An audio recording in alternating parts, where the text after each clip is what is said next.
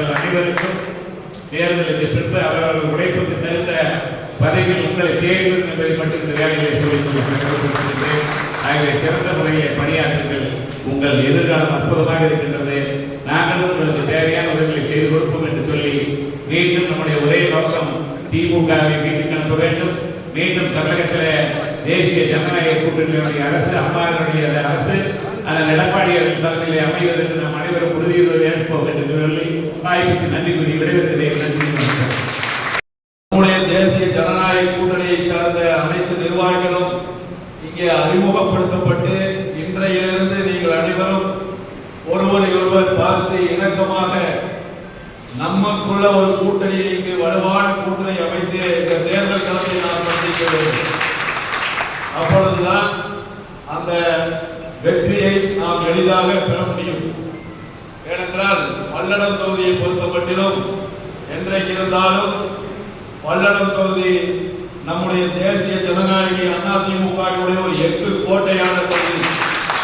இந்த தொகுதியிலே யாரை நம் கூட்டணியின் சார்பாகவோ வேட்பாளர்களை நிறுத்தினாலும் அதிகப்படியான வாக்குகளில் வெற்றி பெறக்கூடிய ஒரு தொகுதி தான் நம்முடைய பல்லடம் தொகுதி என்பதை மீண்டும் நாம் நிரூபித்து காட்ட வேண்டும். அந்த அளவிற்கு வரக்கூடிய தேர்தலிலே நம்முடைய பணிகள் அமைய வேண்டும்.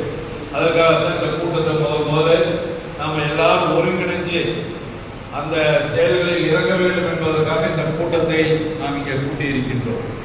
ஏனென்றால் இன்றைக்கு ஆண்டு கொண்டு இருக்கக்கூடிய திராவிட முன்னேற்ற கழகம் நாம் ஏன் இந்த கூட்டணியை சேர்ந்திருக்கோம்? நம்ம தலைவர்கள் எல்லாம் எவ்வளவோ மனம் ஆச்சரியங்கள் கடந்த காலத்தில் இருந்தாலும் கூட அதையெல்லாம் மறந்துவிட்டு இன்றைக்கு தமிழ்நாட்டில் ஆண்டு கொண்டிருக்கக்கூடிய ஒரு தீய சக்தி திராவிட முன்னேற்ற கழகத்தினுடைய ஆட்சியை தூக்கி எறிய வேண்டும்.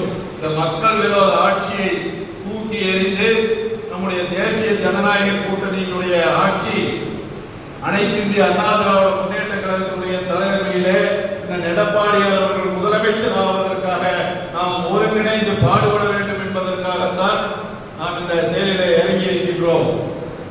ஏனென்றால் இந்த நடைபெற்றுக் கொண்டிருக்கின்ற இந்த திராவிட முன்னேற்ற கழகத்தினுடைய ஆட்சியினுடைய அலங்கோலங்களை எல்லாம் நம்முடைய தலைவர்கள் எல்லாம் இங்கே வந்திருக்கக்கூடிய நிர்வாகிகள் எல்லாம் ஒரு இடத்துல எடுத்து சொல்லி இருக்கின்றார்கள்.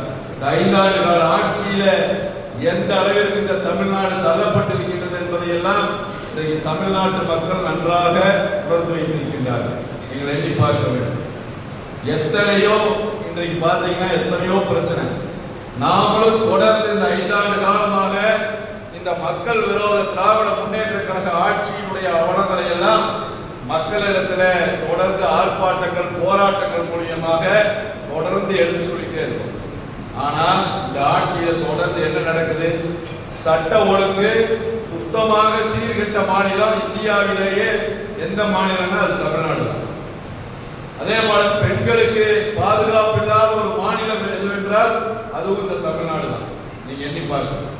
எல்லாம் மக்களுக்கு இன்னைக்கு நல்லா தெரியும். தினம் தினம் கொலை, கொள்ளை, பாலியல் கொள்ளை என்று மக்கள் அந்நாடு இன்னைக்கு அலக்கழிக்கப்படக்கூடிய நிலை இன்னைக்கு தமிழ்நாட்டில் இருந்து கொண்டிருக்கின்றது.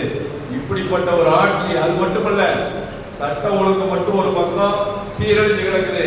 விலைவாசி உயர்வு சொல்லவே வேண்டியதில்லை. நாட்டில் எல்லா விலைகளுமே இன்றைக்கு ஏற்றப்பட்டிருக்கின்றது.